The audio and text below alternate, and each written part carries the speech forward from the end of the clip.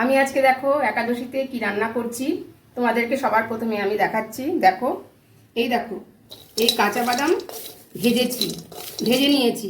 এখানে আরও ছিল, সেই বাদামগুলোকে আমি কিছুটা নিয়ে পেস্ট করেছি, মানে যেমন পোস্ত যেমন পেস্ট করে ওরকম করে পেস্ট করেছি। পেস্ট করে এগুলো এমনি শুধু খাবো, পেস্ট করে এই দেখো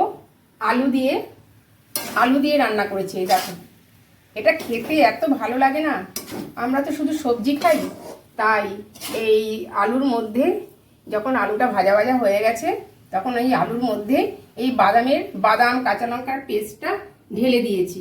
এবার ঢেলে দিয়ে দেখো রান্না হয়েও গেছে, সেদ্ধ হয়ে গেছে, মনে হচ্ছে কি পোস্ত দিয়ে করেছি। এত সুন্দর খেতে টেস্ট হয়। আর একটু ধনেপাতাও দিয়ে দিয়েছি, ধনেপাতা এর মধ্যে মিশে গেছে। আর কি করব বলো তো, এখনো করিনি। আর এই দেখো মিষ্টি আলু এনেছি, মিষ্টি আলু সেদ্ধ করব। এটাই হচ্ছে আজকের আমাদের একাদশীর খাবার।